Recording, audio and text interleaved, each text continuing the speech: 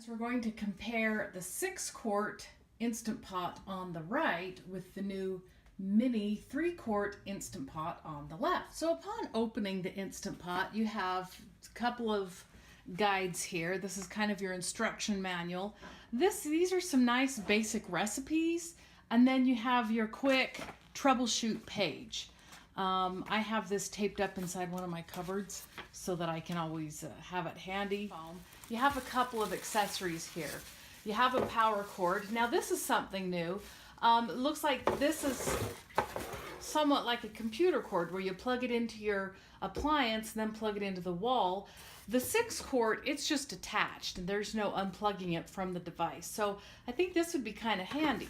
Also, what we have here is looks to be like a rice cup and a little soup ladle. I believe my 6-quart came with this as well. I didn't really keep it because I have ladles that I like much better, but the rice cup is handy. So here So we have a soup ladle, we have like a little rice scooper. I have things that I like better, so I kind of just toss those. But here's your rice cup. So if you want to do rice, you want to use this to measure it out. It's a little bit different than just your regular standard US measuring cups. Oh, look, there he is. Isn't he cute? He's just a little bit here. Let me see if I can get him more side by side.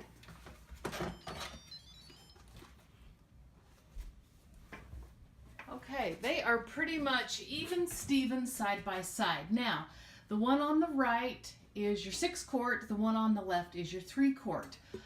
We cook for a family of 4. I have 2 kids ages 10 and 12, so they don't quite eat teenager quantities yet.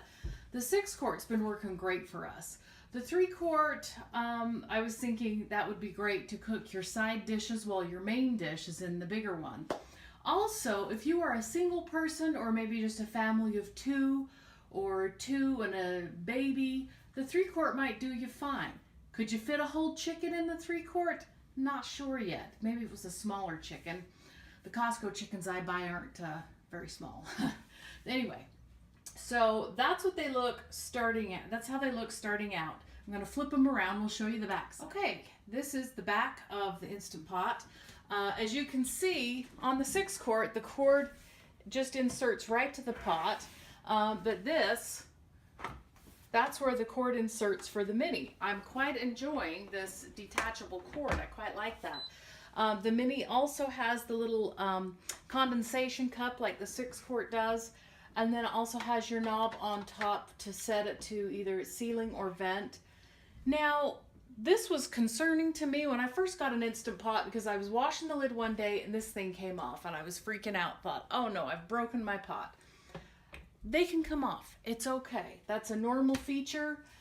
This one's a little bit stiffer than mine. I've used this thing a lot. I just love it. So yes, this thing can come off. If it falls off, you just kind of set it back on there. And as you can see, it's real loosey-goosey. They both are, but that's how you release your steam.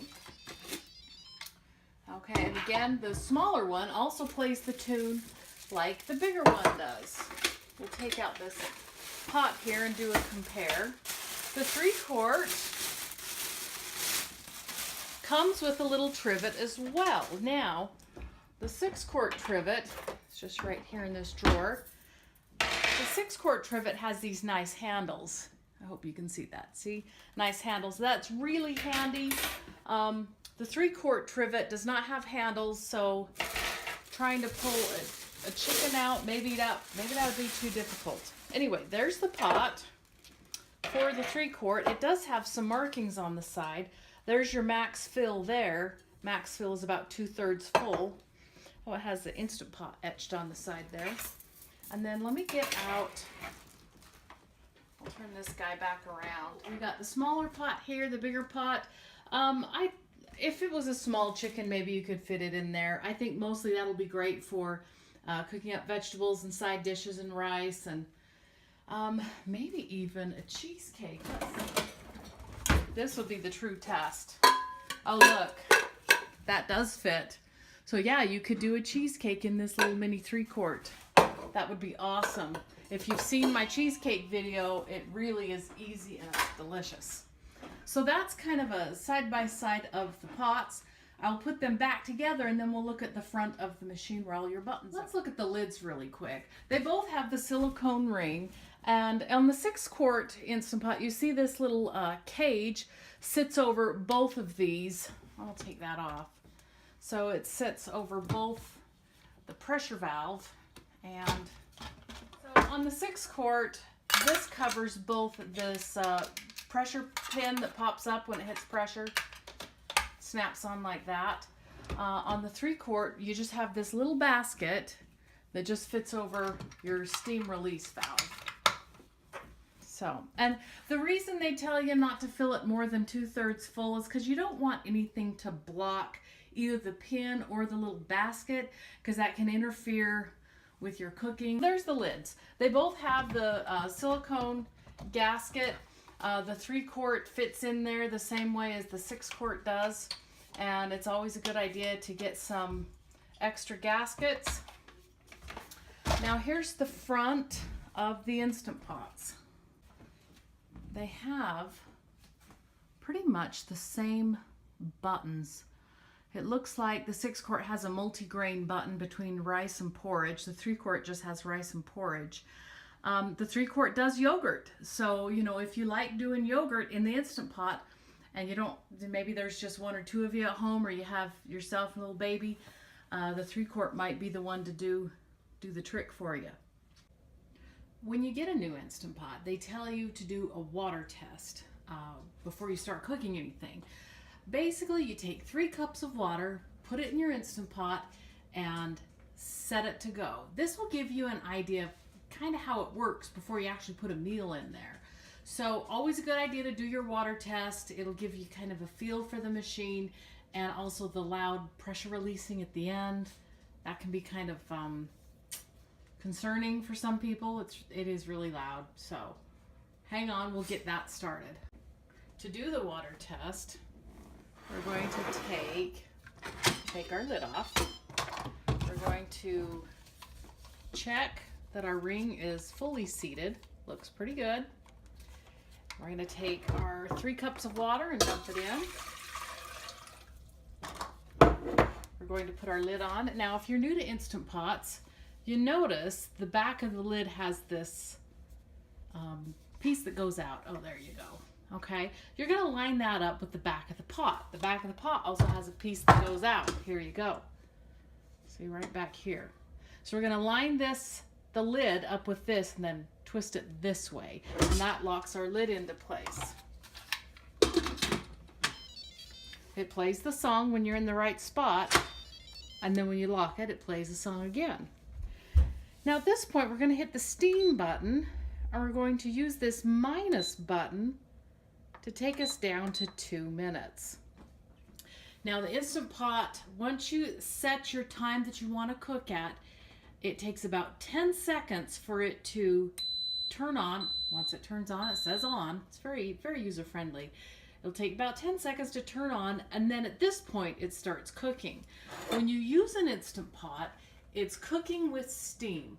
So any recipe you do, you're gonna need to make sure you have at least some liquid in there. A cup of water, a cup of chicken broth, diced tomatoes in the juices, etc. You need liquid to produce the steam that cooks your food.